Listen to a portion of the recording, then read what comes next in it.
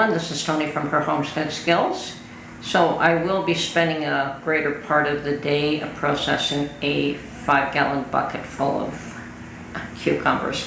It isn't actually 5 gallons full, probably half, and I've soaked it in ice water overnight, so it's probably time that I do something about those immediately.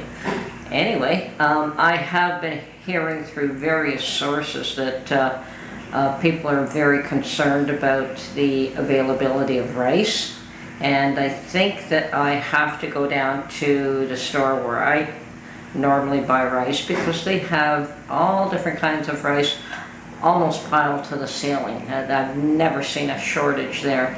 And if there's a shortage there, then yes, people are panic buying. And if that's the case, and I'd like to keep an eye on it, because it won't just be rice. Once that starts, we're going to see all kinds of things happen.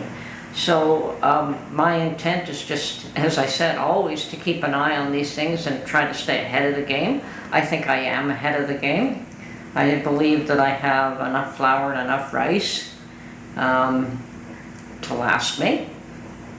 And those are the two commodities that seem to be at risk right now. But once again, and sugar, of course, and making all these bread and butter pickles is certainly going to delve into my sugar supply. So yeah, I'll have to just keep an eye on that a little closer right now.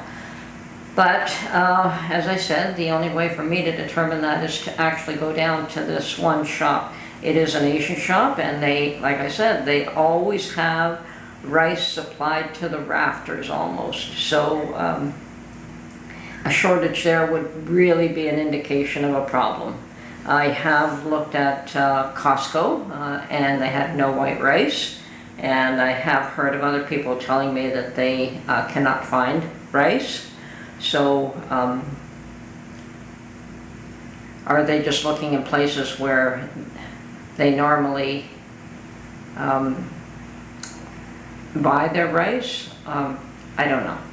Now, if they're looking in places where they usually only get 1 or 2 bags of rice, and they are, and those 1 or 2 bags are gone, and that particular store doesn't supply much, well, then that would be understandable.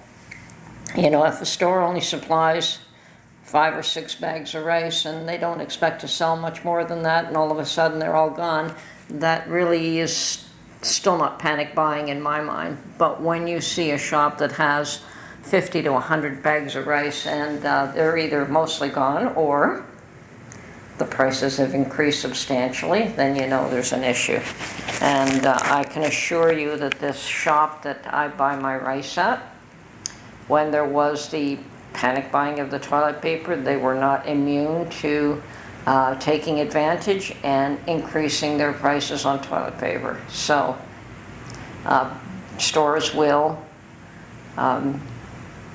try to take advantage of a situation. So I expect, if I paid $18 for that bag of rice the last time I went, if it's more than that, because that was only a week ago, then we know that there's an issue currently here. Okay, enough of that. I wanted to touch on the fact that the issue of whether or not somebody can prep if they don't own land. Most of us don't own land. Most of us don't have animals and land, and are able to spread out and plant huge gardens. As a matter of fact, there are many that can't plant a garden because they don't have land. And then there's a few, like myself, who actually rent a little plot of land because I don't have my own garden anymore, much to my own dismay. There is something to be said for being able to establish your garden, because they do take years to properly establish. You don't just go into a plot of land, throw some seeds down, throw whatever, some stakes, some fencing down, and expect everything's going to be honky-dory. It can. I mean, you can have a good harvest of one thing or another, but it really does take years to develop land, to care for the land, to properly assess what grows where and what needs to be amended and what needs to be added and so on and so forth. So yeah, renting a plot of land is not the ideal situation, but in my mind it was better than no garden at all. Now, even if I had no garden at all, could I plant some plants in a few pots? I could. Unfortunately, where I live, lighting is a big issue, but you could always work around that. You could spend the money on lighting and change that as well. So, can you prep without land? I'm here to tell you that yes, you can. You might have to be a little bit more imaginative on how you store things if you only live in an apartment. I'm a big proponent of turning a closet into a pantry, and I have done that, and sometimes it is overstuffed, I can tell you that.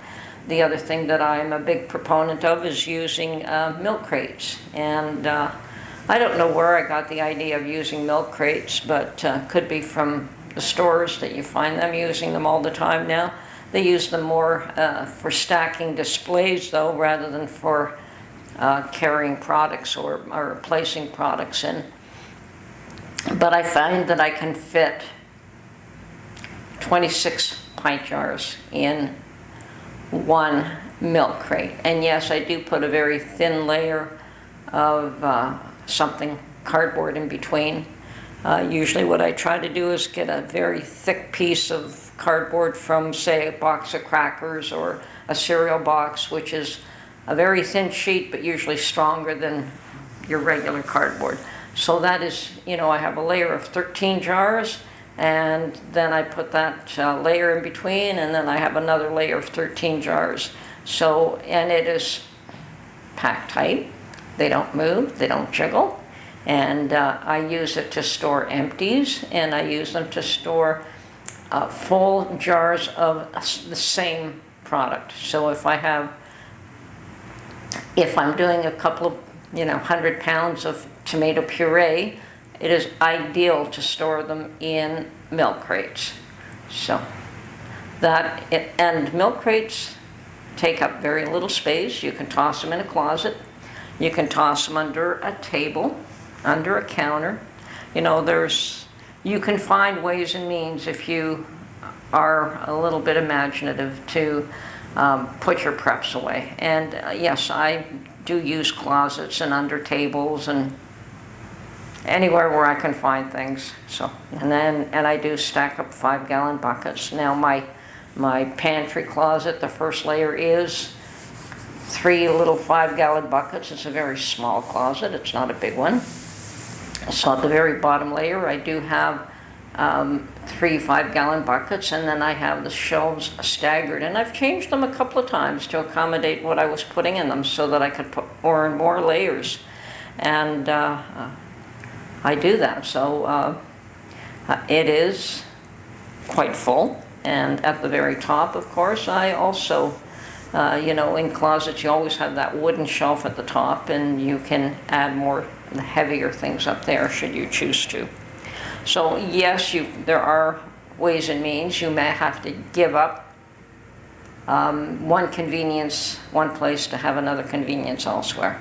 So can you prep without land? Yes. Can you have animals? Likely no. Can you have a garden? Perhaps not.